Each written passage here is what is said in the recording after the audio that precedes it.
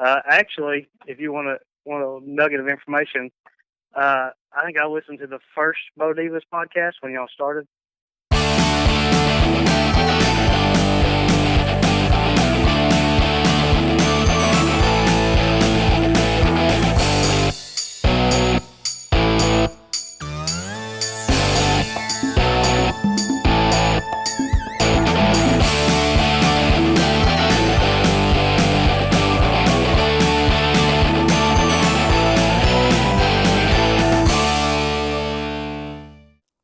Welcome back to another episode of the Bo Divas. I'm Julie, and I'm here with Barb. Hi, Julie. Hi, Barb, and Annalicia. Hey. How are you? I'm good. Good. Glad to have everybody back, and we're recording at our newly painted, super cool podcast I can table. smell the paint, can't you? It's awesome. It looks amazing. And Barb painted it like a Target, and it's so cute.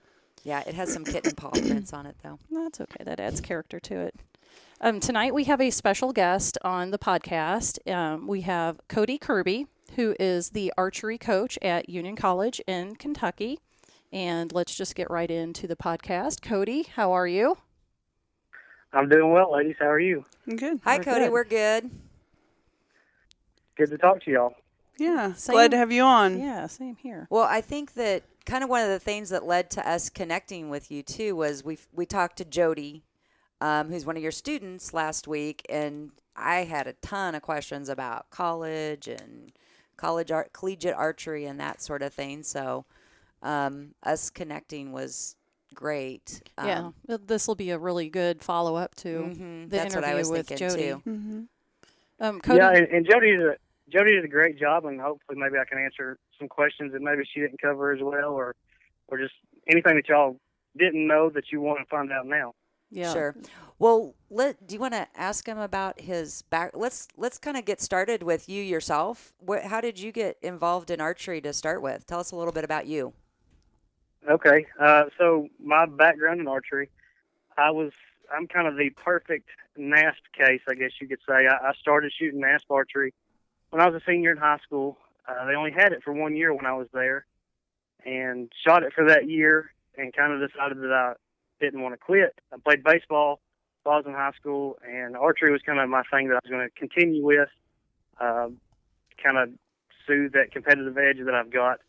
And so I got up with Jenny Richardson. This is before Scholastic 3D or anything like that, and she kind of directed me towards shooting 3D archery. So I started in that and shot that for probably 4 years. Then while I was a student at University of Cumberland, I helped as a sophomore to kind of get the wheels turning and get a team started there. Mm-hmm. Helped to recruit my junior year, and then my senior year was actually on the team. Shot for that year, worked as the graduate assistant for a year and a half, and now I am the head coach at Union, which is where I'm at now. Cool. And how did you become the coach there at Union? I'm really curious how one becomes an archery coach at college. Well, I guess in a way I was kind of the first person to do it. In other sports, it's not uncommon for you to have guys that want to be or girls that want to be coaches go through the process of being an athlete and then working as a graduate assistant and then work up as an assistant coach and be a head coach eventually. That's kind of how it worked out for me. When I graduated Cumberland, I kind of wanted to be in the archery industry. That's kind of what my goal was. My goal wasn't necessarily to be a coach, but just to be in the industry. Mm-hmm. And being a coach was kind of the best path that I saw to do that. Mm-hmm.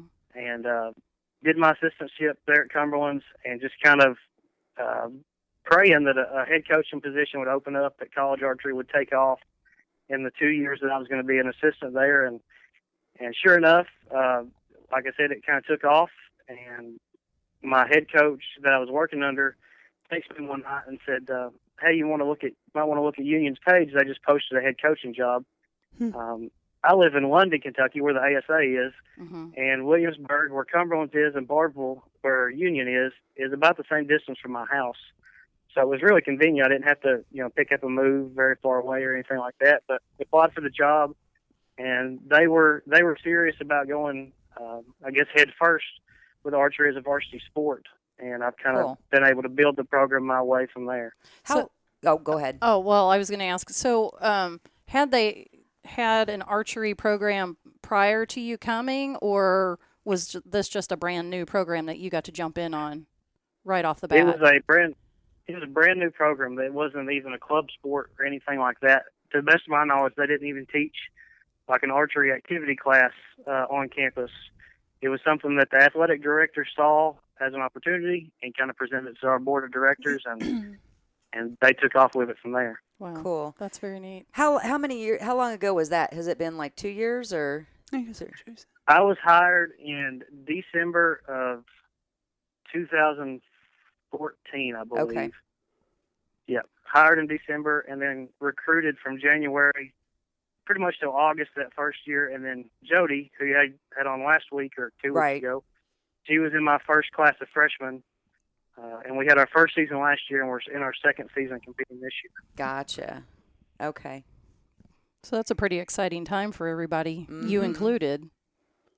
Yeah, it was a lot of hard work, but it's been really exciting getting to do things kind of my own way and starting from scratch and really being able to put my handprint on the program. Yeah, I mean, you've really built that program at Union College. Then, I mean, because they didn't, it was non-existent prior to you coming on board. No, not at all. Right. Did you have to go through a whole slew of certifications and? Yeah, walk us through the process of getting that started. Well, I've had a lot of people ask, what kind of classification or certification do you have to be a college archery coach? And to be honest, I kind of wish there was a standard minimum requirement. We actually compete under the United States Collegiate Archery Association, and they have a online coaches course that any coach is supposed to take if they're going to be either a varsity coach or a club coach. But really, there's not any kind of standard that you have to meet, which is unfortunate. I have gone through the USA Level 3 coaches course, and then I'm also certified as a Scholastic 3D Advanced Instructor, and so I've got some certifications that way. But a lot of it is just kind of personal experience. And one example that I give to people as far as coaches certifications, everybody knows who Griv is, George Riles. Right. He did not actually have his level 3 up until about 2 years ago, I believe, and nobody would question, how great of a coach he was. I say that all the Yeah, time. that's true. I say one of the best archery coaches in the world doesn't even have 100%. Yeah. And so, really, honestly, athletic directors, if they're going to start a program, kind of have to do their homework and find, fortunately now, Cumberland's was kind of the first program to have a varsity team. They've got some kids that have graduated now and have gone on to the workforce, and if they're looking to coach, then they've got kind of a pool to look at from there. And Right. In 2 years, I'll have a class of seniors of kids that know what they're doing, so that'll help kind of push the program forward as far as college archery as a whole. How many colleges have an archery program similar to yours? Or do you know? So as far as varsity clubs go, I believe just in the state of Kentucky, and that's kind of all that I'm familiar with for the most part. In Kentucky, this past year, I believe there were 5 schools with varsity teams. Okay. So they're recruited scholarship athletes just like a volleyball student or a softball student or whatever. And if I'm not mistaken, we'll have close to 6 or 7 starting with the next school year in August. Okay. So there's been a couple more come on board then. Yes. Last year, Cumberland's, Union, Midway, which is just south of Frankfort, Kentucky, which is Kentucky State Capital, Kentucky Christian University, Campbellsville all had programs, and then Pikeville University has added a program starting next school year. That's exciting. Do you expect to see more and more schools, even in other states, coming on board? Yeah. There's a lot of schools from other states that we compete against that are club teams. So, I mean, they don't get any scholarship money. For the most part, they have to put their own bill to go to tournaments. But there are some other varsity clubs popping up. I know in Mississippi, there's a huge junior college program or system, I should say, in Mississippi, and they are starting to add varsity programs to their junior colleges. Well, that's cool. Well, I mean, just right out of the bat, I mean, you've been the coach for 2 years, started it out, and here this year in Vegas, the showing that you had, how Yeah. impressive is that? I mean, Yeah, it was not a only perfect your storm for us. girls, but you were sitting there on the screen too. So, pat on the back to you. Well, thank you. That was a great experience. You know, we had a great showing in Vegas, and you know, it was couldn't have been any better. I couldn't ask for anything more perfect. For both of the girls in the gold medal match to be from Union, that was great to start with. But then when they told us that our women's compound match would be one of the matches shot on the arena floor, you know, what better marketing can you get than that for the archery world? Well, and we'll share. I found a YouTube video on the Union College website that they'd shared of, because you have a YouTube video of the shoot down, the championship shoot off. So we'll share that too. I'll find it out on YouTube and share it also when we do your. Yeah, that'll be good. We covered it too. Yeah, Annalisa was there. I was there.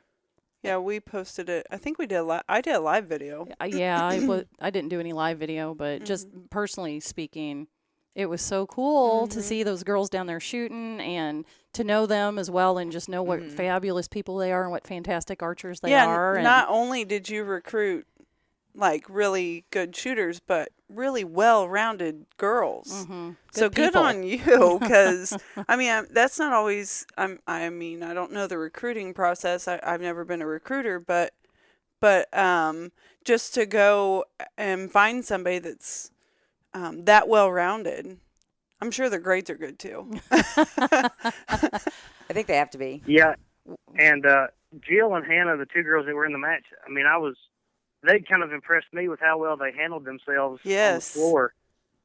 Jill, the girl that actually ended up winning, had won NFAA Indoor Nationals before, and then actually won it again this year. So she's kind of used to being in some high-pressure situations. Yeah. And Hannah handled herself well. Yeah, and she did. My women's compound team right now, which includes Jody, Hannah, and Jillian, all three of those girls are national champions in some aspect or another.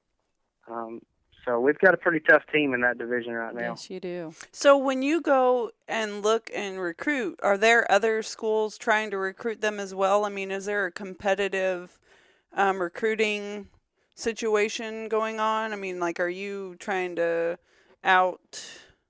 recruit another college just for lack of knowing the process? Yeah, like I said, I listed off some of those schools that have varsity programs. Yeah. Really, the biggest school that I have to compete against with recruiting is University of Cumberland's. Part of it's because they've been established for so long. I mean, going on, I think maybe 5 or 6 years now. Right. That they've kind of had some more exposure, and so they can get some recruits just by a Google search. They'll look for colleges with archery programs or whatever. Right. So I have to go head to head with them a little bit. But I've also found that it's like any other sport.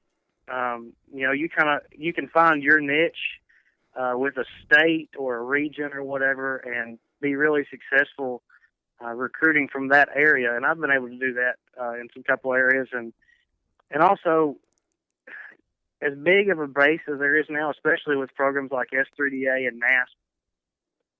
I'd like to. I mean, I want the best shooters that I can get, obviously, but there's a big enough pool to go around for the most part, and so we don't lock horns too awful much. Okay. Now, as more programs come up, that could get even more competitive. Right. Well, and that was going to be, when you went to Union in December or whatever, your first task was to build a team, right?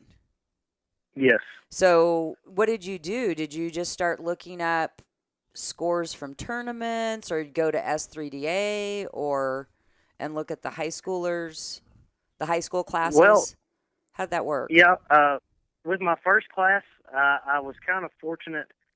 I've been in the sport, long enough now that I had made some connections with some people just being at tournaments, not even really trying to recruit, just being there competing myself. And with that first class that I had, I brought in 5 archers.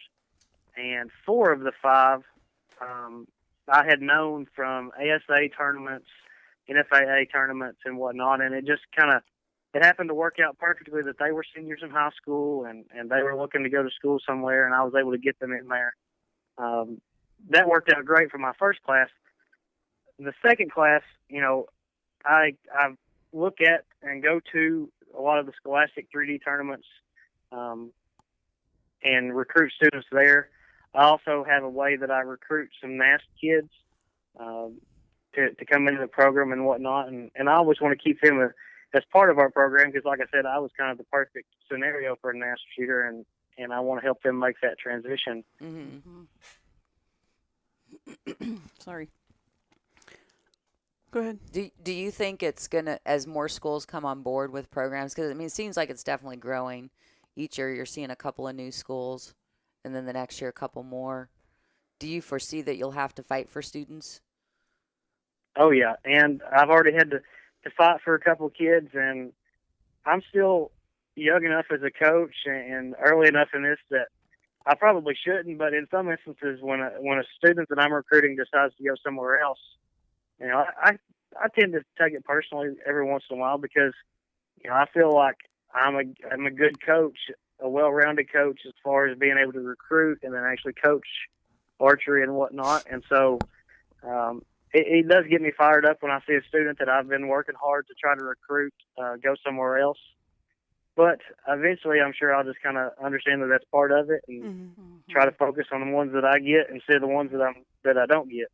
Well, and this is kind of like your baby, too, because you've started it from scratch, and it's hard, I'm sure, to not be able to separate, I guess, for lack of a better word, the business aspect of it Right. from the personal and emotional aspect of it because, you've been in it so deep from day one.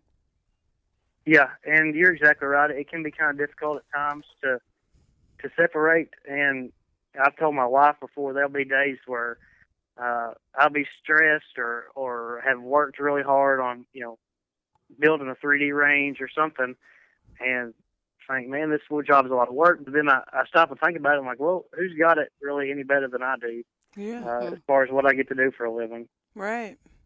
Yeah, it sounds like a great job. I'm envious. I'm thinking, all I right, know, let's see. because the rest of us really bleed money in archery is kind of the way I look at it. I wonder if I could parlay. Let's see, I've got so many years till I retire.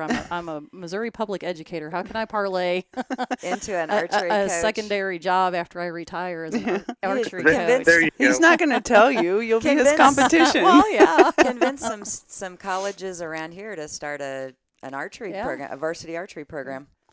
I'll see what I can do. That'd be good. I mean, it had some more competition to me, but that's all right. I think you have the clout. I mean, you have a small brochure starting of pictures of your accomplishments with your teams. So it might be a little easier than you think this next go around.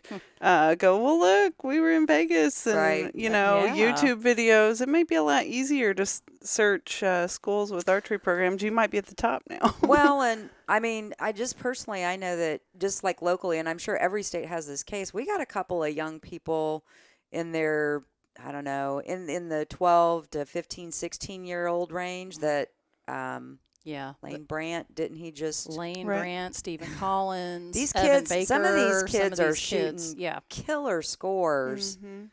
Comparable to what you'd see pros shoot. So we're raising new crops for you. Well, that sounds great. And I found myself, I used to laugh. I mean, I'm in Kentucky, so college basketball and the Kentucky Wildcats are king here, and I used to laugh about other coaches, supposedly recruiting 8th graders and freshmen and whatnot. And I'm not saying that I actively recruit those kids, but a lot of recruiting is building relationships with kids, and so keeping in their ear. Yeah, and I've got Send a Christmas spreadsheets card. on my computer at work for. Do you really? I've got. I think the latest spreadsheet that I have is like for the class of 2021 already. Now, I've only got maybe like 3 kids in there, but it's people that I've talked to already and kind of already have a little bit of a head start with. But, I mean, that's kind of exciting as a parent to think that if you have a good shooter out there, that they're potentially like being looked at already. Like, that's exciting Well, as a similar to parent. the way like a high school football player or a high school baseball player would be. I mean, you know what I mean? Because with S3DA now, I mean, because I just compiled scores from a recent qualifier that we had, there's a couple of high school kids in that. And I know we've got some that went, like I said, to indoor nationals that shot really, really well and have been shooting really well for a couple of years. I don't foresee them quitting year, 2 years from now or... Right.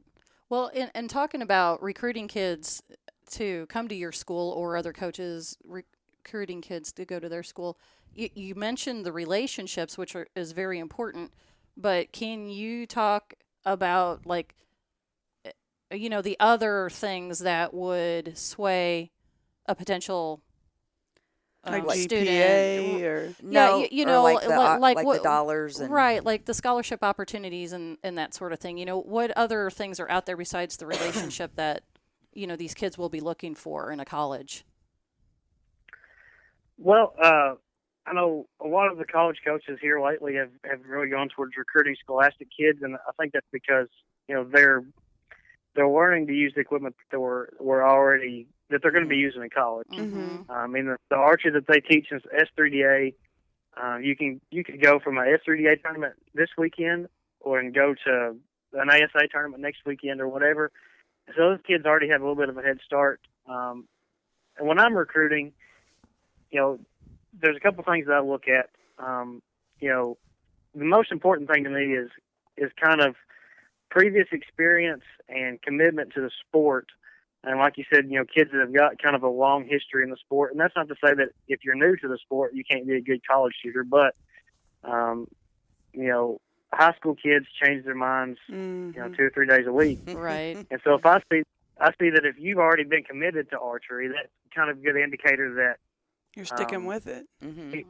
Yeah. And being a college athlete, is not necessarily for everybody. And there's a big commitment there, not just with your practice, but with your grades too, being able to continue to shoot with eligibility and whatnot.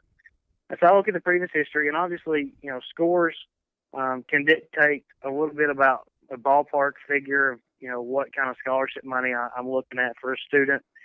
But really, I like kids that have good previous experience. If they're posting good scores, I mean, that's kind of icing on the cake. But also, if they're coachable and they're willing to listen and kind of try new things, that helps a whole lot too. Mm-hmm. Are they eligible for the athletic scholarship plus any academic money from like a SAT or ACT score? Or? So as far as the way the system works at Union, when you come to school at Union, as far as money from the school, you either get athletic or academic. Okay. But if a student has an outside academic scholarship, then that obviously would apply too. So okay. let's say they apply for, I know around home some of the local banks will provide scholarships and whatnot. So if a student qualifies for that, that goes right on top of whatever archery money they get. Right. But from the school itself, it's going to be probably one or the other. Yeah. Okay. That's the way it works for us. Other schools are different, but that's just kind of the system the unions decided to work with. Right. Now, Jody was saying that you guys have like a study hall or a designated time to do work. Do you lead that up, or do you have somebody, or is that just on their own? Yeah, so we do have study hall for all freshmen and first-year students on campus, so freshmen and transfers. They have to do a minimum of 4 hours a week of study hall. I have worked it out with the library to where I don't have an assistant coach right now, and where I don't live like on campus or right at the school. I've worked out with the library to where they have a sign-in book and they somewhat supervise it for us. Okay. So that's first-year students. And then after their first year on campus, depending on what their GPA is, their study hall requirement can go up or down. So if they are a really good student and they're doing things that they need to in the classroom and they don't really need me to require them to do any extra, then I try not to take too much of their time. But on the flip side of that, if I see that they're struggling or they're maybe not as committed to their grades as what they need to be, I can implement a system to where, hey, you may not want to work on your homework, but you've got to spend at least this much time in the library working on it to keep your grades up where they need to be at. Mm-hmm. That's good. What are the minimum requirements for the grades to stay eligible? So for us, it's a 2.0 GPA, just a C average, and that's pretty standard for any kind of school athletics. Yeah, Jody made it sound like it was easy peasy, didn't she? Yeah. Well, She she's acted like a it was no smart. big deal. I assume she's a pretty smart cookie, so it probably is pretty easy for her. Yeah. As if I was going back to college, I'd be like, oh, I need more study hall. I need to shoot this weekend.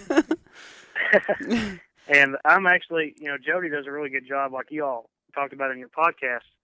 She has a really full schedule. I mean, she does, a little bit of everything, stuff on top of our college schedule. And, especially, being a college athlete and just doing our college schedule is one thing. But then when you start adding tournaments in, like ASA tournaments and NFAA tournaments, that can get even more stressful. And she's honestly not the only student on the team that does that. Wow. So it takes a lot of time management and focus on your grades to get things done and taken care of in the classroom. Well, I thought it sounded kind of tough too, but then she's like, "Oh no, it's no big deal. Let's just." Well, she was talking about how she had, she had the extra time to work, the study hall and stuff like that. Right. So I think that's she utilizes her time. Yeah, she uses her time there to really keep her grades Yeah, up. maybe I'm thinking of my kids and how bad their time management is. Oh, I know. I was just thinking you were too. talking about looking at kids through 2021. I was like, oh, mine's 2020, but I don't know about the grades. So, how many kids are on the archery team right now? I currently have 13 on my roster. Okay. 13.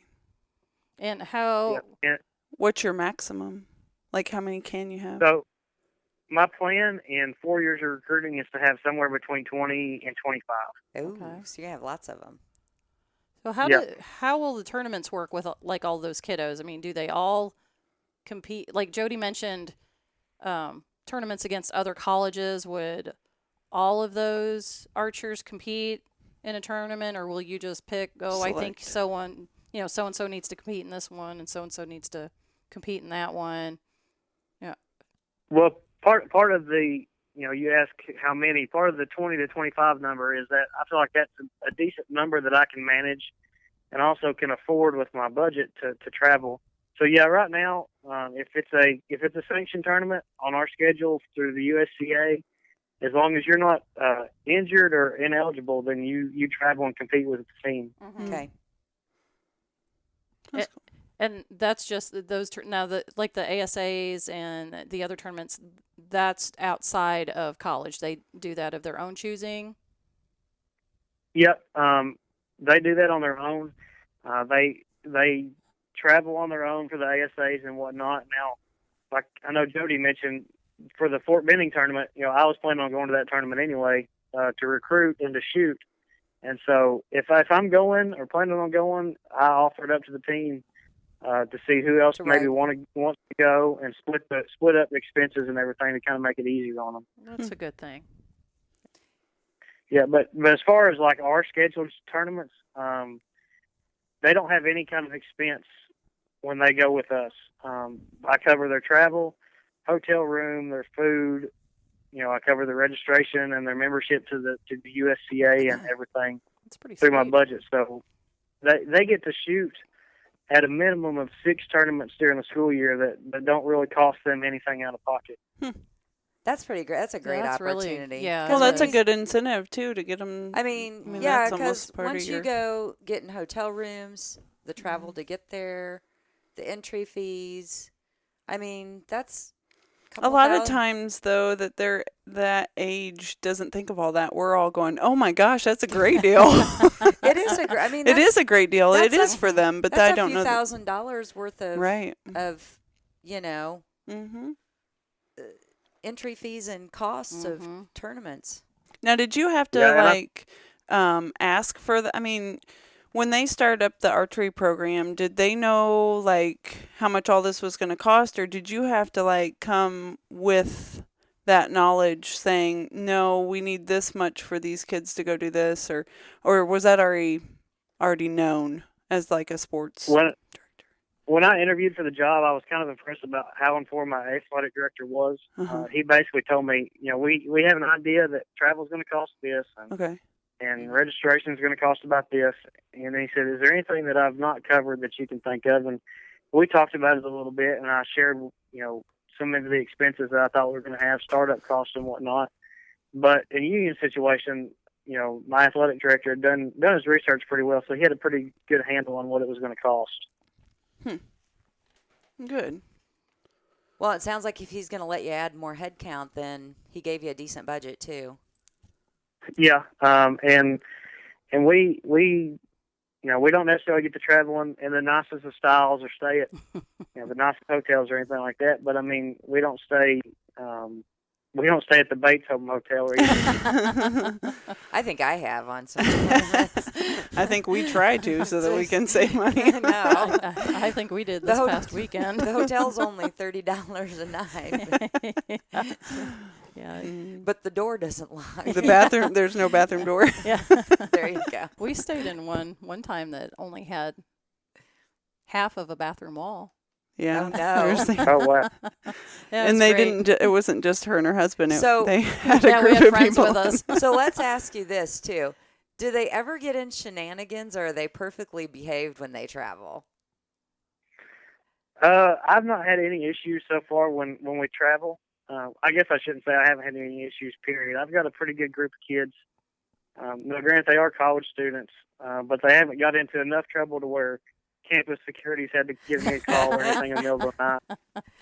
And, we have a team handbook, and we cover, what's expected when we travel and, what kind of discipline is available if I feel like I need to implement it. But I don't have too many problems. And also, in my opinion, a lot of times, the face and the shape of your program is kind of, it's based on how I conduct myself and how I lead them by example. And I'm a pretty competitive guy. I don't like to lose. And part of my coaching style is my kids don't ever hear me talk about winning.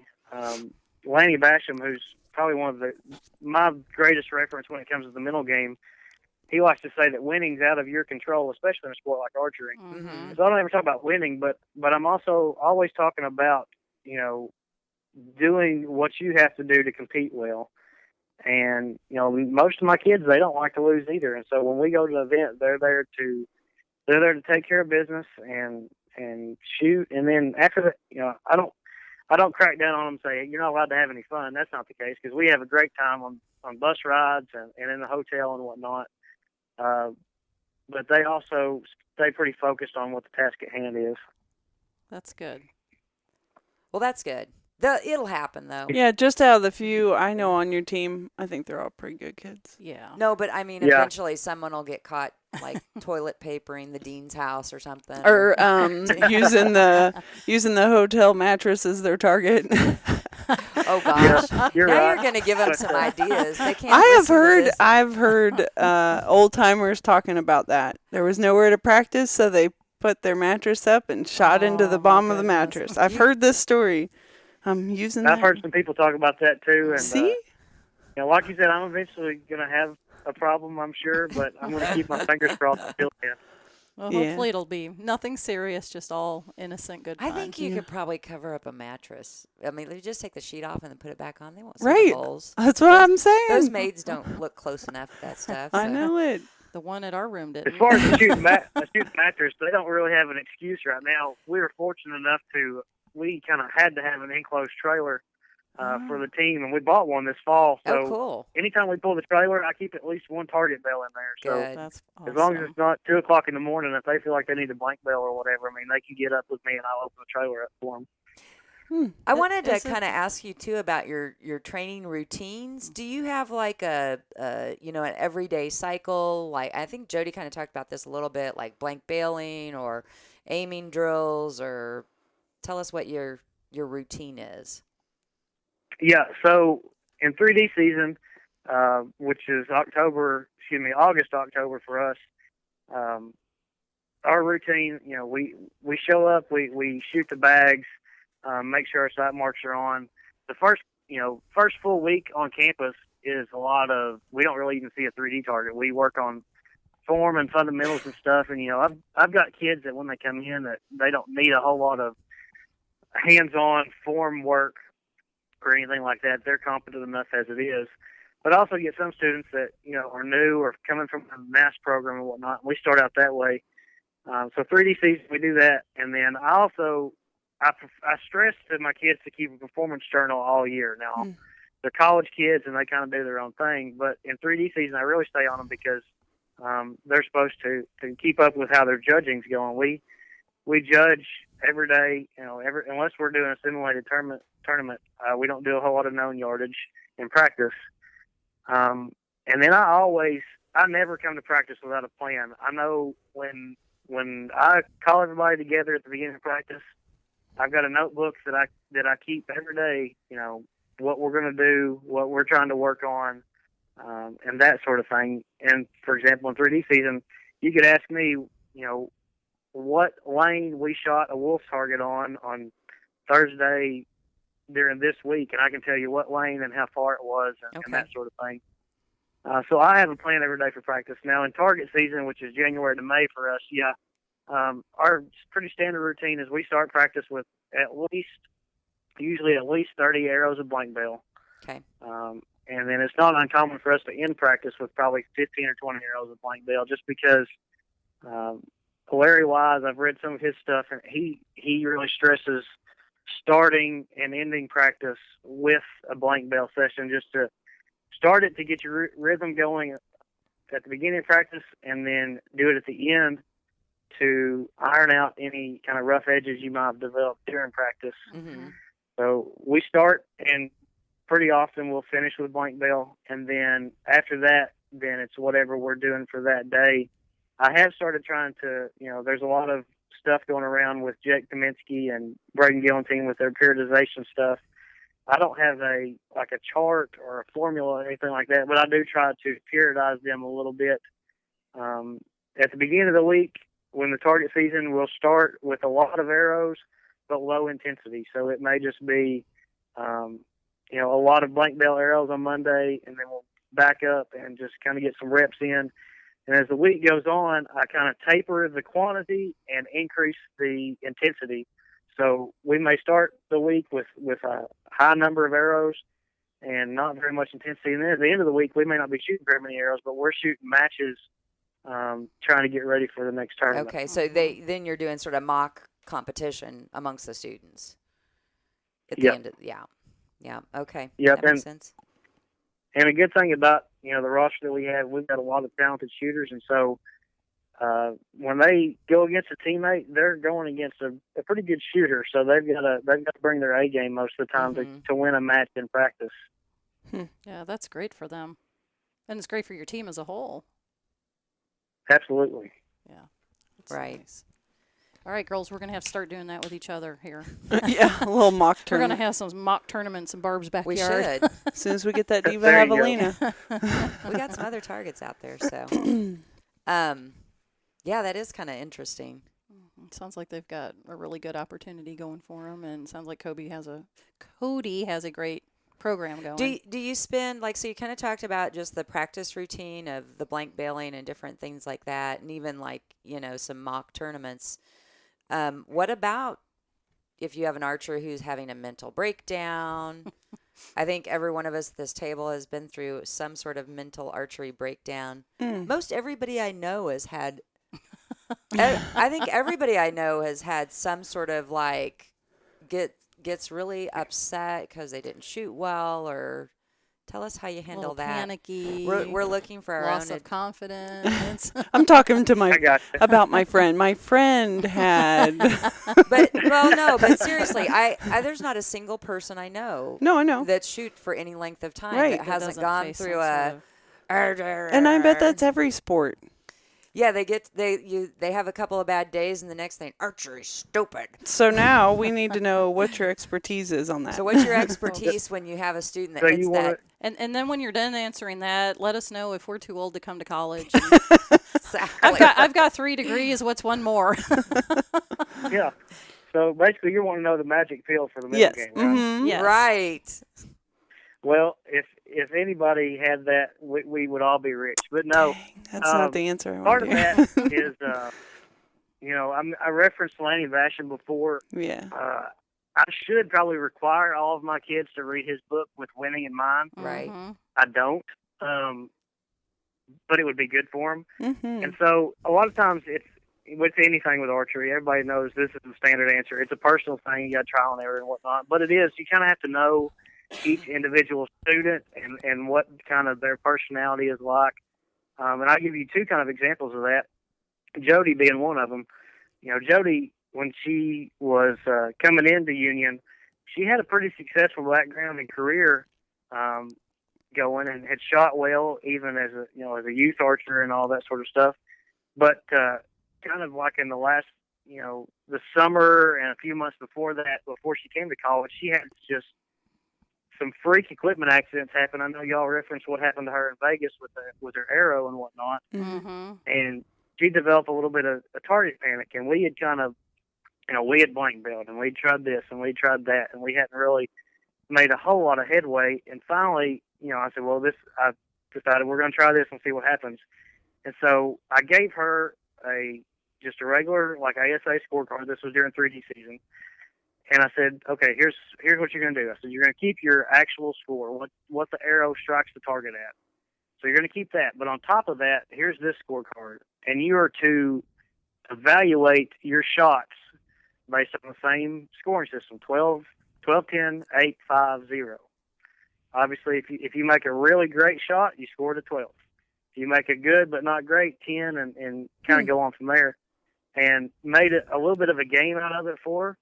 And I said, your goal on a 3D course is to shoot above even, right? And of course, she said, yep. I said, okay, your goal for your mental scorecard is to shoot above even. And that kind of was what clicked for her, and she was able to kind of work through that. Another shooter that I had last year had one of those, she had kind of one of those mental breakdown days like you're talking about. We were at practice and started shooting really good. This was during outdoor target season, so it was 50 meters.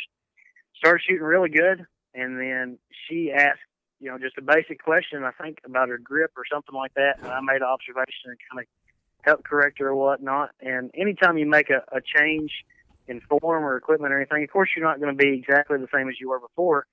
And so things didn't go as well in the middle of practice as they did at the beginning of practice. And she kind of got to a point where she was just like, I thought she was going to walk off the range and quit on me. And not quit the team, but just kind of quit practice for the day.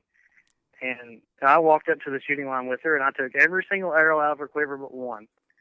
And I said, you get one shot. I was like, if you make a good shot, you get another arrow. And I pretty much physically would not let her quit. I said, if you make a good shot, you get another one. You don't make a good shot, you're done for this end. You've got to walk all the way down there and pull one arrow or 2 arrows or however many arrows it is. And really kind of help build on her mental toughness. That's good. Mm-hmm. Well, I do find that interesting on the thing you did with Jody, how your score does not necessarily reflect how your well shooting. that shot went off. Yeah. Right. Especially on a 3D course. I've walked off the course and felt like I shot my bow great, executed great, and have not a very good score on the card, which is one of the frustrating things, especially about unknown 3D. That can be extremely frustrating if you shoot well but don't score well. Right. And I had like I said, go ahead. No, I was going to say, I did that very thing Sunday. I shot an arrow, and it hit a 12, and Jim's behind me going, great shot. And I was like, no, it wasn't. Yeah. I forced that. That was a terrible shot. Yeah. It hit well, but the shot itself was not a good shot. Yeah. They're like bonus shots. I know, but I'll take that 12. I've been doing a lot of reading on the mental training aspect of, sports in general, but applying it to archery. And the one book I'm reading right now is called The Champion's Mind, and it's by Jim Afremow, I guess. Afremow. But it's really similar to what you told Jody to do, because he says to classify it, I think, as like a gold medal whatever performance, or a silver medal performance, or a bronze medal performance, and not focus on the end result. So like what I've been doing personally is when I make a shot, I'll tell myself, okay, that was a gold medal shot or whatever, or that was a bronze shot, and here's what I would like to improve about that shot the next time. Or so You're doing that with every shot? A lot of the shots right now, yeah. So yeah, I've been really working more on focusing on the shot itself. Right. It takes your mind off of the end result of right. the score. Don't worry about where it lands. Right. And I've been shooting a lot more good shots, but I had that same thing happen Sunday. I had some really, like, the shot executed well, but it didn't score well. Yeah. And sometimes it's hard to get out of an archer's head, or get an archer out of their own head. I like those and examples. Yeah, and stop focusing on the end result and focus on the process, basically. Yeah, and I kind of came up with this saying sort of over the weekend. I was talking to somebody, and I said, archery is results driven, but it's process based. Yes. Everybody likes to see the nice big score, but to get to that big score, you've got to shoot each individual arrow as best as you can shoot it, and go from there. Right. Yep. Perfectly said. Yep. Have we not covered anything through the course of this conversation that you'd like to add? That you would like to talk about, how somebody can get a hold of you, who might be interested in being part of your program, or anything else that you want our listeners to know? Maybe that would be the question. What advice would you have for a high schooler, a junior or a senior that, maybe they're not involved in high school athletics, but they're really into archery on the side, and they'd really like to go somewhere? What would they do to maybe get the attention of a coach? Is it just apply at those colleges, or? Well, I know, like in Union's instance, if a student's interested, they can go to our athletics page, which is gounionbulldogs.com. And there's a tab somewhere on that page that says Recruit Me. And I know we're not the only ones that have something like that. Okay. And they can go on and just kind of put in some basic information, like their name and contact information and whatnot, and their high school. And that kind of gets them on radar with me.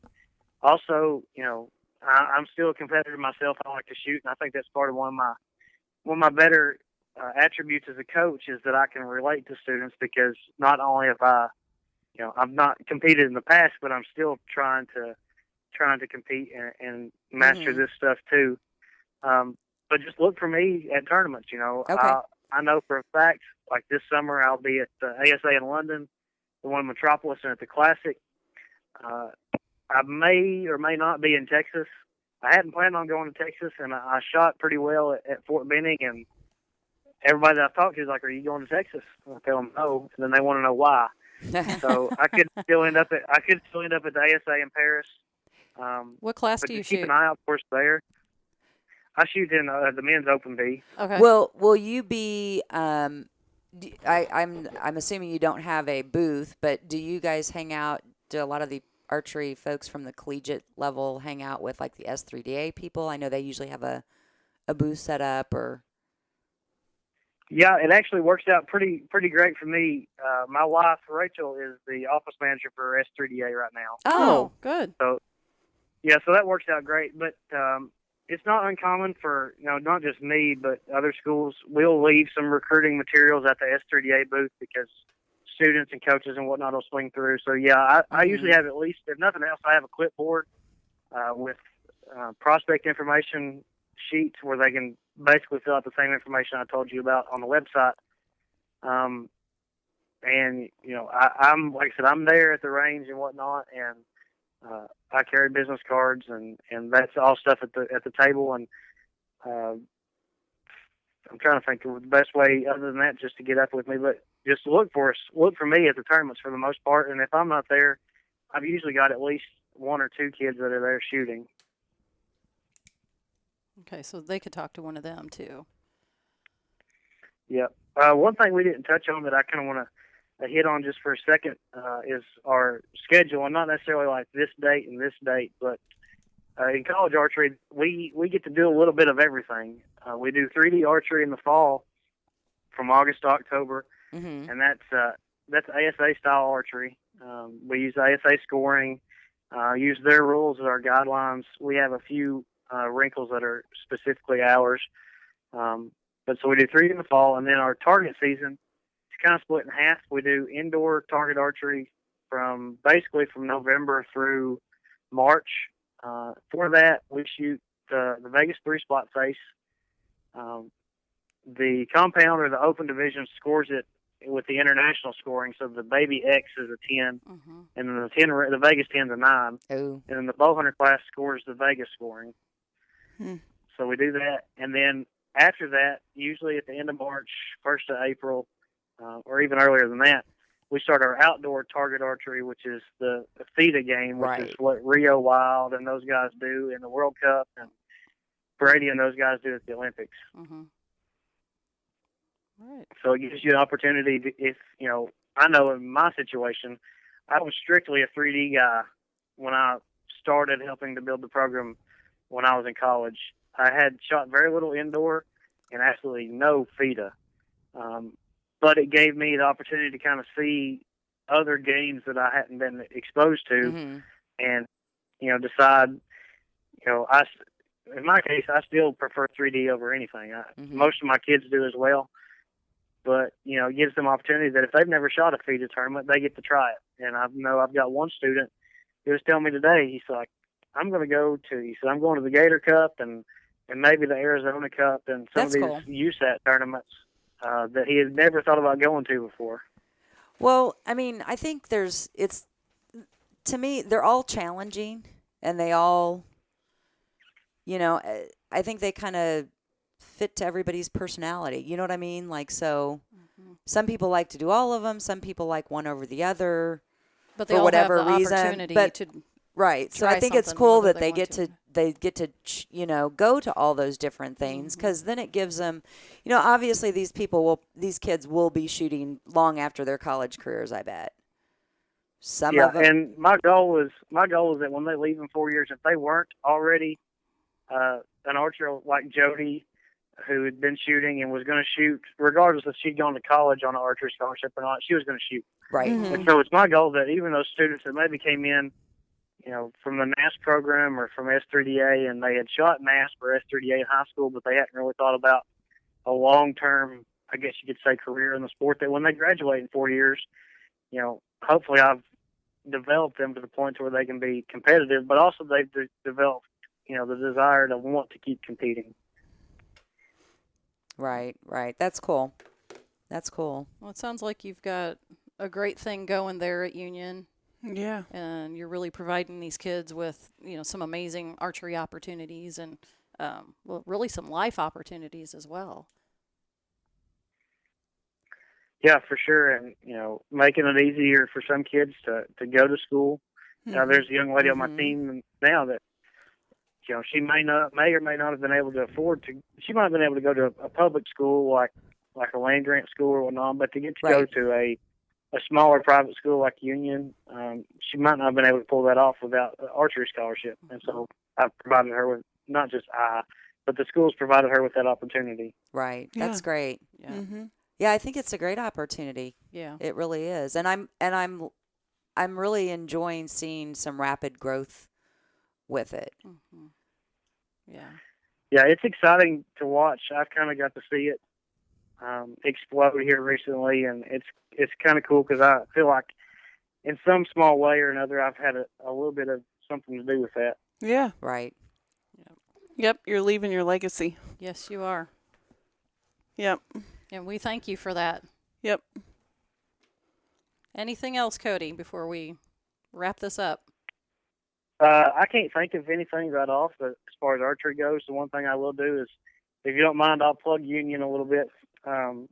If any of the students are out there are looking to get into school at Union or interested about our program, they can check out the school website at unionky.edu. Okay. Or our athletic page is gounionbulldogs.edu. And then on those websites, it'll direct them to get in contact with me. And if they're interested, I'll definitely talk to them and take a look at them and, get on campus for a visit and hopefully have them on the roster. Okay. Sounds good. Perfect. We'll be happy to get that information And if we out. just personally run into somebody that we think, is getting close to graduating and wanting to do something with it, we'll refer them over too. Yeah. Well, that'd be great. Yeah, we'd be happy to. Well, it was really fun having you on. I usually ask a question about what kind of interesting thing you have in your quiver that you carry around. I mean, as a coach, I don't know.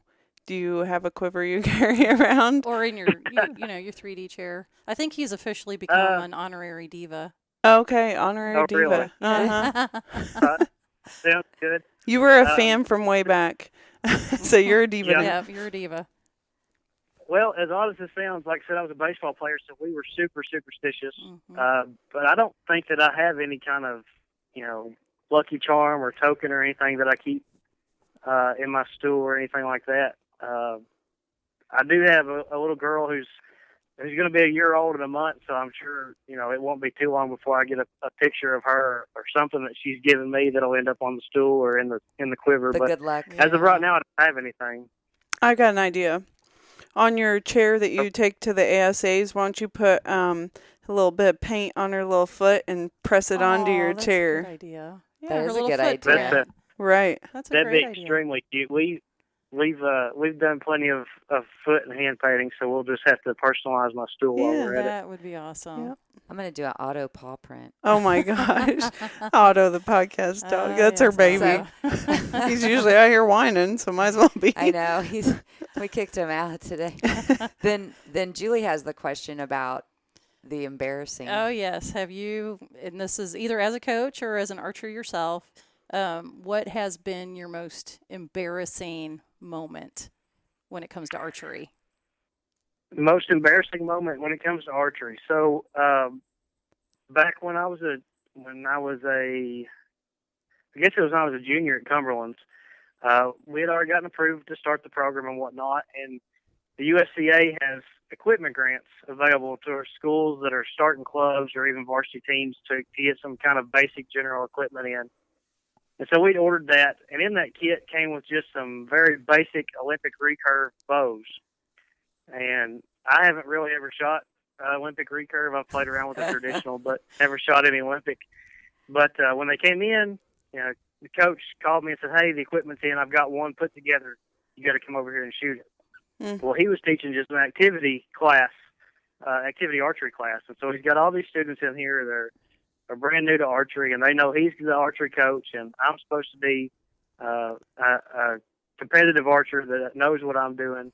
And I walked in, and I picked the bow up, and I'm looking at it and whatnot, and I walk up, and he blows the whistle to shoot. He's teaching them NASP archery, so he blows the whistle, and I knock the first arrow and draw back and try to do my best Brady Ellison impression, and was really surprised about how well I was aiming. And I just remember talking to myself in my head, like, okay, make a smooth release. And I made a smooth release, perfect release, kind of, I wouldn't say a surprise release with a recurve, but I forgot to put a finger sling or a wrist sling or anything. And that brand new recurve bow jumped out of my hand, hits the floor in front of all the students. And like I said, I'm supposed to be the guy that knows what's going on. And unfortunately, not only did it hit the floor, but it ended up, like I said, it was kind of an introductory bow. It ended up bending the rostral a little bit. And kind of basically just a piece of junk after that. Oh, no. That's awesome. It's not, but it is. It makes an awesome story. Yeah. About like Tim Gillingham dry fire in the bow at the ATA show. I'll have to have Jim tell you a story. He did something very, very, very similar to what Cody did. I've done that too. Had a bow jump out of his hand. Oh, not that part. Yeah. No, he had the bow. But yeah, what's funny though is you're in a crowd of people and they're all like, "Oh, he's the man," Yeah. I do a small archery. I teach a small group of kids, and we went to a traditional shoot, which I've said this numerous times. I'm not part of a tribe that shot archery. I'm more of the basket weaving tribe because I'm Indian, by the way. And so we went to a tournament where it's traditional only, and we decided we were just going to go out with the kids because that's what we kind of, go over with them as an introductory. And the kids were like whispering, like, "Is that how she shoots a bow? We could beat her."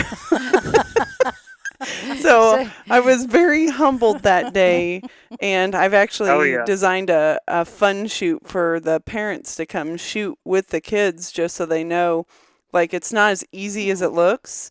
And I let the kids teach their parents what they know, and then their parents get to see how hard it is to do what they do, because a lot of times the parents will stand back there and be very critical of the child on how they're standing or what they're doing, and so I kind of reverse the roles for them. I love it. Which a lot of times I think they need to reteach me too, because I know nothing. I mean, I know the fundamentals. I've gone through the courses to become a coach, but that's about it. Like the real life action. That's a great idea. Yeah. Yeah. Unfortunately, and this is the truth with any kind of sport, and I am a parent now, so I better be careful and not have to eat crow later. But unfortunately, a lot of times parents can make things worse on the kids than anything. Mm-hmm. Yeah. Yep. You're right. I would agree with that. Well, I guess we will wrap this up, and we won't take any more of your time. Yeah, you're on a later time zone. Yeah, we'll let you go to bed. We really, really appreciate you joining us. You had lots of great information. Well, thank you for the opportunity. I appreciate it. Yeah, it'd be fun to have you on again, maybe sometime down the road, and get an update on how everybody's doing and all. So that'd be great, and not just for recruits, but for y'all as well. Like I said, I'm at a lot of tournaments, and typically I'm wearing a union jersey because I'm there to try to find other students, so you can come up and speak and say hello, and we'll talk there too. And we'll be sure to send kiddos your way if we run into somebody that's interested in pursuing archery in college. Yeah, we'll be happy to do that. That'd be awesome. All right. Well, thank you, Cody. Very much. You enjoy the rest of your evening. Yes, thank you very much. It was very interesting. All right. Talk to you later. Talk to y'all later. Bye-bye. Right. Bye-bye.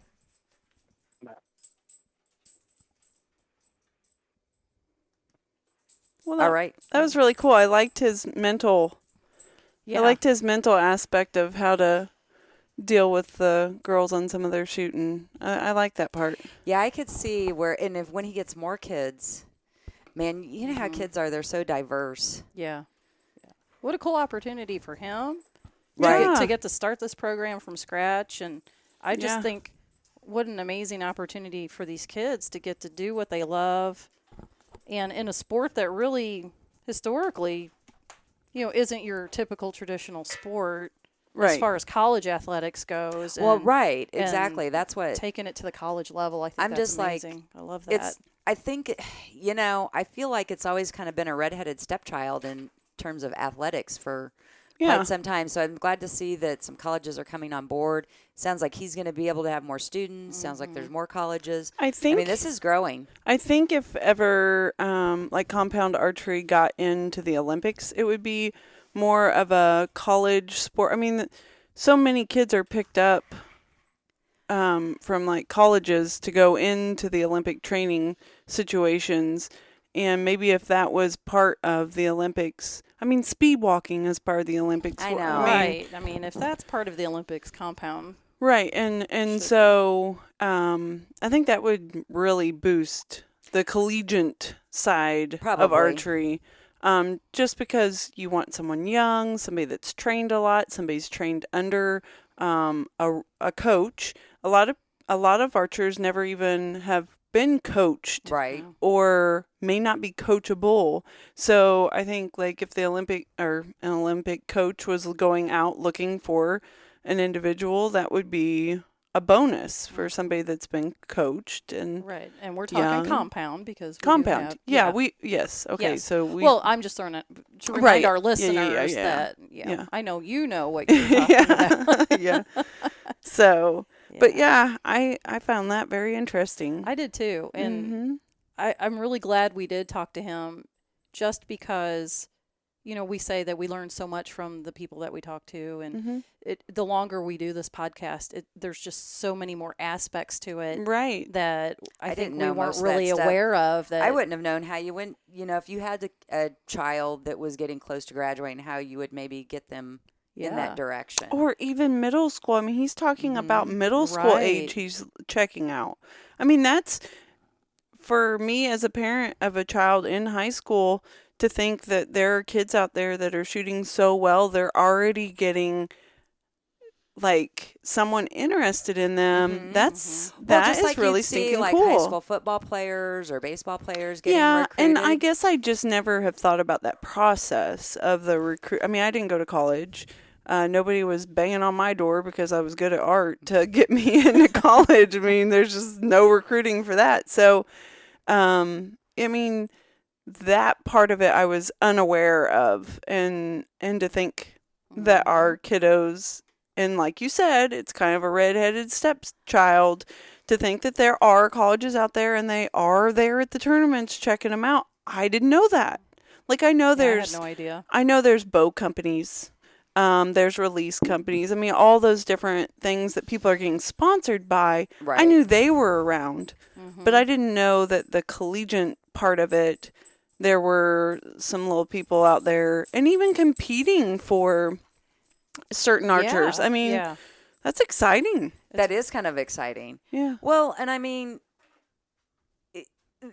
that's thousands and thousands of dollars. If you're talking your tuition, probably some money towards room and board, all the travel that they do. I mean, that's huge. It's more than getting a new bow from a bow sponsor. Oh, sure it is.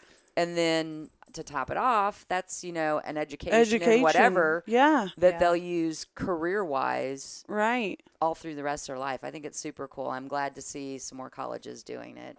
Yeah. Because really until the last few years, I don't think there's been a ton of opportunity. I didn't know. Colleges were having archery. I didn't either until we started talking to like Jenny about S3DA. Right. And sitting here listening to you guys talk, I'm also thinking how such a well-rounded picture I think we have now of with we've talked about S3DA, and then we talked to Jody, and now we've talked to Cody, and hopefully our listeners out there also have that well-rounded perspective. And if there are kids out there that want to pursue this, and parents that might not know how to go about it. Right. I mean, and a listener may just be thinking of a kid while they're listening to this. It may not even be their kid. Right. That I maybe am actually. Yeah. I'm actually. Yeah. I mean, just to put that in their mind, and maybe they can approach the parents and say, "Hey, did you know that this was, going on? Did you know that these people, you could just reach out to them, see if your kid qualifies for any of this stuff?" I mean, that's it's the way to really nothing ventured, nothing gained, right? Right, and just that takes a load off the parents, the travel and the expensive college and. Oh yeah, because that's huge. Right, so and huge. I wonder if it'll get bigger and bigger. I mean, I wonder if he's not going to get a raise. I mean, the Union College was plastered all over YouTube at a major event. Yeah. I mean, not only people in the United States seeing that, but people from all around the world with their family there are seeing that. So, I mean, how many are going to be knocking? Yeah, it is neat that they did that in Vegas. They needed to. Yeah, I didn't know. I don't know that I've seen the collegiate level, and maybe I wasn't there on the night that they were shooting. That could possibly be, but I didn't know the collegiate level was shooting tournaments and being on the main stage. I didn't know that really existed, and I've been there, quite a few years and watched the shoot-offs. Was this the first year they had the collegiate? As far as I know, as I know, and it really opened my eyes to what? Yeah, exactly. I mean, they had this whole other thing part going on, right? Like I didn't know that was going on. Yeah. So I mean, It's exciting to see those kids out there doing that and representing their school and themselves. And I don't know. I'm just so excited about the opportunity that some of these kids are getting and the potential. You're going to have more babies, right? Who me? Oh, no.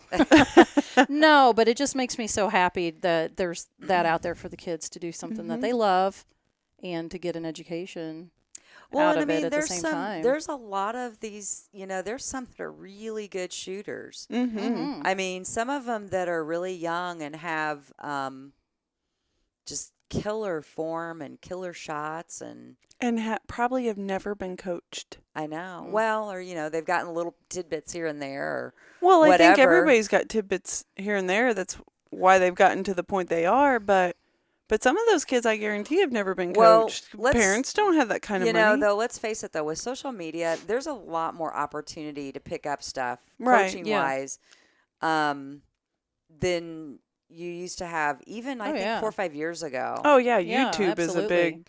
you've got Griv doing a ton of stuff on YouTube. Right. You've got the Dudley podcast. Oh, my gosh, he can boggle your mind. Yeah. But, I listened to a lot of that just to, so there are... sort of, you're not getting direct coaching, but you're picking up tips. But to have a real coach, Yeah, like a person, like right there with you. Watching. Yeah. Right. Yeah. Well, if Cody stays with this program, I mean, years in the future, I mean, just think of the wealth of knowledge he's going to be. Right. Because he just got in at ground level. I mean, he's going to be kind of the standard. I mean, since he was, that's going to be the standard is what he is doing now for the future is going to be the standard of what a coach should do. So that's kind of a cool spot to be in. Yeah. Yeah, absolutely. Now, is it Truman or is it Missouri State that has an archery? I don't really know. I thought, I could be wrong. I could be speaking out of my hiney, but I'll have to do some research because now I'm curious to see what other states have in the way of.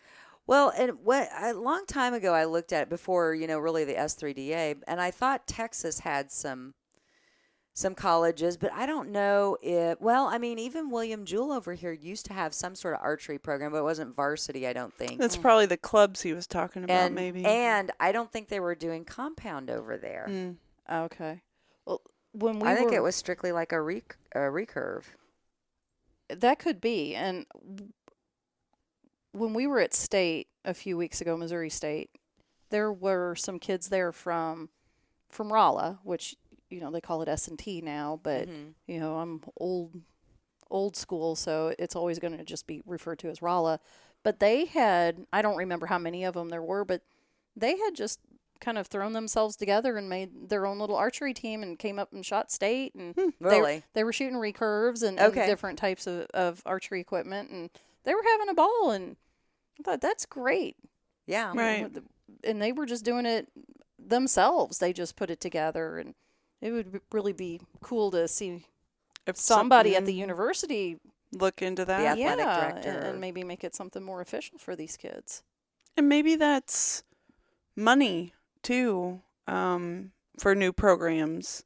Maybe these colleges don't have the money or the resources to reach out to kids that are already interested in it. I don't know. And I wonder if maybe they put too much money towards their football program or their basketball that they don't have it. Well, and that's a question too that I just thought of. Union, I believe, is a private college, and I wonder the difference between the public universities and the private universities or colleges, if there's funding. if there's different opportunities available. Yeah, I don't. That's a good question. I'm not really sure all the dynamics of what goes into your college athletics. Some of them have immense amounts of money invest. You look at Missouri for example, huge amounts of dollars in their football program, their basketball program. Yeah, KU, all of those big universities. I don't know. They rival, professional league. Right. And some of the dollars that travel through those programs. I mean, yeah, argue over advertising spots and, Yeah, and there's so many kids that don't want to play football, don't want to play basketball. And like we had talked about after Jody's podcast, that archery is kind of an individual sport where you don't have to be necessary. I mean, you're going to join a collegiate team, but you don't have to be. You're not shooting for. Okay, so maybe you are shooting for the team. How am I trying to word this? Well, you don't have to be the fastest runner or the highest jumper. You don't have to be the strongest person or you know. It's just a different. It equate more to like a golf or a tennis scholarship, honestly. Yeah. Similar, and a lot of colleges have those programs. A lot of them do. So that's why I'm surprised there isn't more in archery, but right. I still think we're getting close to having to be done because Julie's stomach's talking to us. Yeah, it's over here gurgling and weird stuff. All right, your stomach's going. Would you please stop now? Stop. Stop talking. Well, I'm ready because. Did you eat before you came over? I did. Okay. Maybe that's it. Might have to use the bathroom before I go. No. Do your bathrooms adjust in size like they did at the Duke Energy Convention Center? That's pretty interesting. Yeah. We'll have to talk about that more at length. Yeah, we need to talk about how well Julia did too. So yes, congratulations, Julie. Thank you. Yeah, that wasn't a score thing like he was talking about. It was totally a whole mental block overcome, and I didn't care what happened on Sunday because I had managed that 300 the first day. On the first and day. I know it probably wasn't your goal going in because I know you've been setting goals to stay within. Yes. And I don't think that you were placing yourself under a 300 goal. No. And so when you reached it, you were like, okay, I've exceeded every goal I've set for this weekend. Yeah. And then you pulled it off again, and then the archery gods aligned and said, you're going to be you're going to be in the top 4. So I have not ever shot back-to-back 300s in a tournament. Really? Yeah. Ever. Really? Yeah. Really? Yeah. And especially at nationals. Nationals, the wheels have always come off horribly. I know it. So it was a great weekend, and not because of the score or how I finished, because, part of that was just luck on my part, bad luck on some of the other girls, because there were several that still had 300s going into the last end, and they dropped a point, and that just happened to bump me up. It was totally the whole, I've been reading this mental management, book and applying that in my practice. And actually, I did not shoot my bow at all last week. Oh, really? Before going? I didn't touch it the whole week. I think some of my best best scores have happened when I've not practiced. Because you can overtrain. Uh-huh. And I think I just needed that break. But yeah, I was just so excited because I feel like I overcame a couple of mental hurdles. Yeah. And the score is really, it's irrelevant to me. It was the breakthrough that Wasn't I had. I mean, and that's kind of so interesting. Excited about. And even Cody was talking about this a little bit. Like, you can focus on the score too much. Mm-hmm. Oh, sure. I think that's most of everyone's problem. Yeah. I mean, when you were talking about everybody's had a mental blow up. That's has. It. There's not a single person I know who's shot for any length of time, right? Myself included, for sure, that hasn't at some point had at least some sort of right. And I think that's so score driven. You're right. That we have those problems because we know what we're capable of, and for whatever reason that day, it's not coming together, and there's no way to explain it. You can't. It's almost like you can't talk yourself out of it. You can't. I mean, you don't want to deal with yourself. You start falling apart. Yeah. You're laying on the floor crying like a baby. Exactly. I mean. Exactly. Yeah. That was me at state. I mean, it just. You put so many expectations and so much pressure on yourself. Well, you're spending the money. You've trained. You've done your mental management. You feel like everything should be coming together for yourself. And it doesn't. Right. And it's frustrating. It is. It's frustrating. And like I said on Facebook, the biggest thing that I think helped me was I just had to accept the fact this is a process. And you guys know I've been working on this and been talking about it off and on all winter. And I just had to accept that this is where I am in the process. And there's nothing wrong with that. It doesn't mean that I'm not going to get better, and it doesn't mean that I'm not going to get worse, because either could happen. But as soon as I did that, I felt like all kinds of weight was on, that I put on myself. Right. It was my own fault to start with. And I was relaxed and just felt really good about it. And the fact that I did that and applied the mental stuff and it all came together, it's like, oh, wow, there really is something to this. Right. It really does work. Now you need to take all that knowledge and throw it on your man. Yeah. You need to smother him in it. That's on him, I'm sure. Sounds kind of inappropriate. Wait till you get home. Yeah. He's not getting nothing thrown on him. The honeydew list. Yeah. Oh, okay. Anyway, but yeah, thank you. It was really good. Yeah, I was very, very impressed. And I had kind of seen this different side of you when we shot together out at Tri-County. And I know that when you and I shoot together, there's no pressure. And we just, float through the tournaments, and it isn't any sort of competition. But I seen in your shot process a different side of you, and I know you had been working on that and you had tweaked a bunch of stuff, but just how clean the shots were going off, and whatever it was, it just seemed like a different Julie coming out in that. And I kept thinking, man, once you get all of it together, because it was still, in pieces, but the shot part, the shot part was, there. And then you just needed to... She'd been drinking before she showed up. No, there's probably some other ones that I smelled, but not Julie. She was right behind me. And I think she exhaled a couple of times, and I would have known. So, but yeah, congratulations to you, because that is no easy task out there at Nationals. Nationals has always been a crippling tournament for me, and I didn't go this year. Sure missed you. Really did. Well, it felt like a great weight off of my shoulders. I had been shooting great the couple of weeks before. Yes, you have.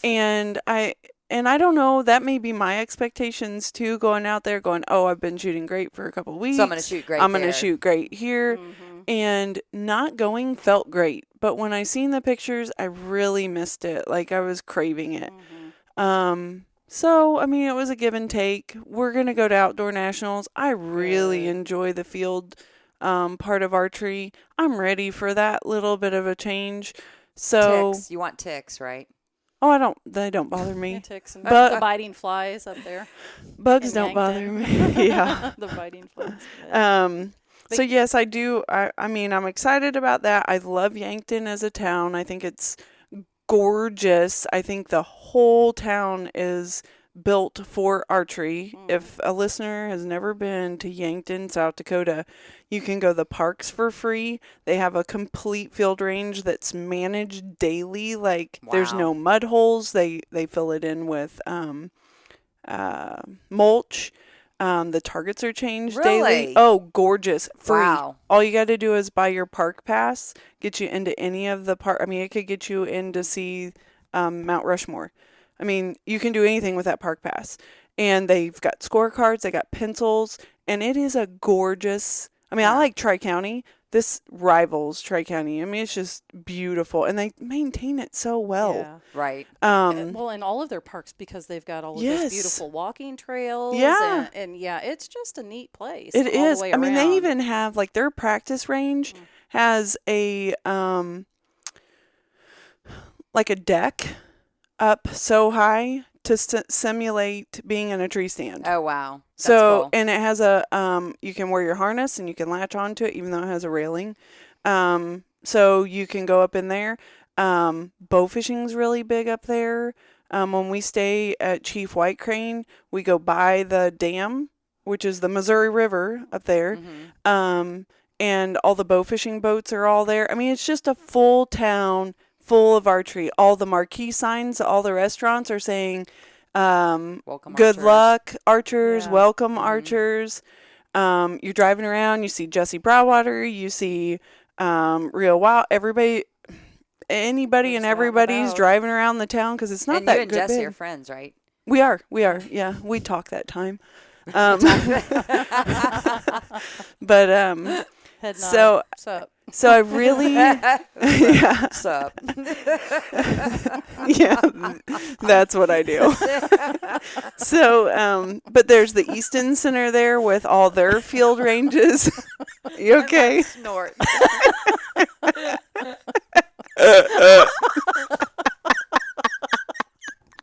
I can't breathe. Oh my God. You okay? Yes. That was just hilarious. Because you can see me doing it. I could. I will. Do. Please do that. Okay, well, I'll get it on Sup. video. Sup. Sup, Jesse. Well, Julie's friends with him, too. She asked him how to fold his giant Happy Gilmore check. Stopped him in the lobby of Pudendums. Sup, Jesse. He looked at us. Did you really just I don't know how to answer that. I've never been asked that question before. It was pretty good. What do Pretty they do funny. with the giant check? He said he scores them on the back. And folds them, and they fit right in the bow case. Uh-huh. So then the front's not all messed up, I guess. Anyway. But what does he do? Like, does he have like a whole when he gets room? them, Oh. who with knows? We'll What have to do ask they- him that the next time. Connie would probably tell us. She has a big check now. Yeah. Oh, I would be displaying that. It'd be like on the mantle. Yeah. In the yard.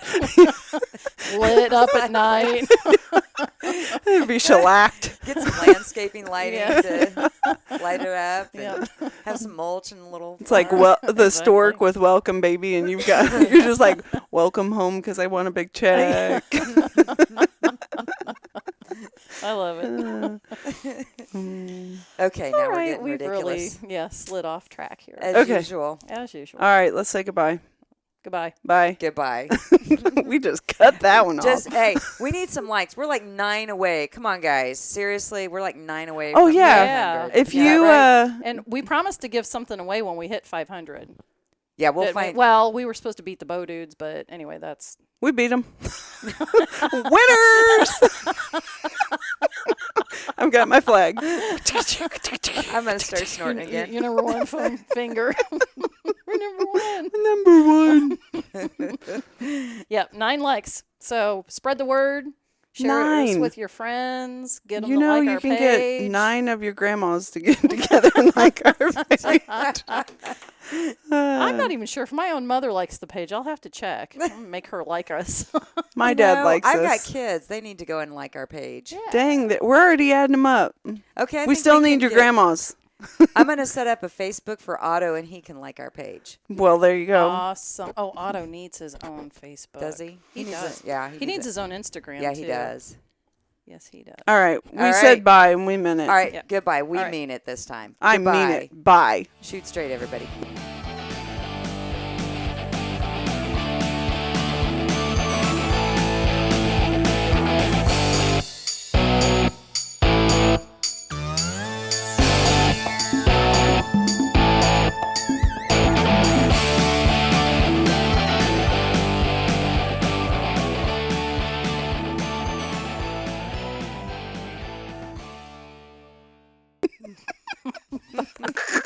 What are we shooting?